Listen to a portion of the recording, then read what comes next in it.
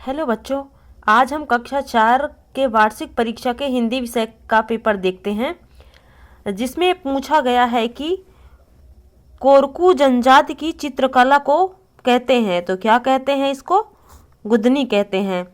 दिवाली का त्यौहार किस महीने में मनाया जाता है? तो दिवाली का त्यौहार जो है तो कार्तिक मास में मनाया जाता है।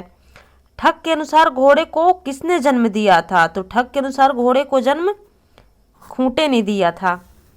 फिर पूछा गया था कि सुशासन में उपसर्ग है तो इसमें हो जाएगा सु उपसर्ग।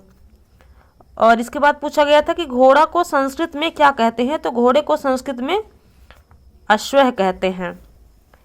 इसके बाद आता है रिक्त स्थान।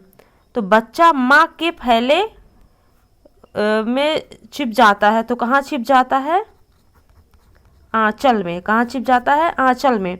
इसके बाद पूछा गया था कि मिट्ठू नाम का एक क्या था? तो मिट्ठू नाम का एक बंदर था।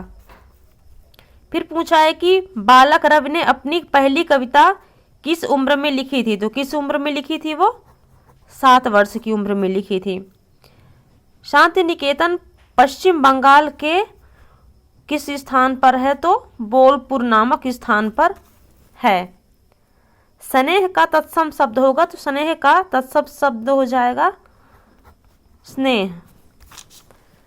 फिर लघुत्तरी प्रश्न पूछा गया था, जिसमें पूछा गया था कि आयुर्वेद का महान ग्रंथ चरक संहिता किसने लिखा था? तो इसको लिखा था महर्षि चरक ने। फिर पूछा गया था कि भगत सिंह की रग रग में क्या भरा था? तो भगत सिंह की रग रग में जो है तो देश प्रेम भरा हुआ था। देश प्रेम भरा हुआ था। रानी दुर्गावती को अधीनता स्वीकार करने के लिए पत्र किसने लिखा था? तो अकबर ने लिखा था। किसने लिखा था? अकबर ने। इसके बाद पूछा गया था कि निम्नलिखित शब्दों में से पुल्लिंग व स्त्रीलिंग छांट कर लिखना है।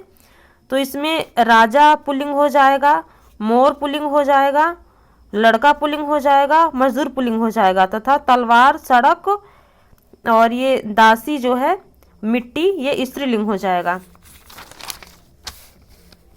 इसके बाद पूछा गया था कि सूर्य और नदी के पर्यायवाची शब्द इसमें छांट कर लिखना था। जैसे सूर्य का हो जाएगा रवि हो जाएगा, और नदी का पर्यायवाची यहाँ पे हो जाएगा सरिता।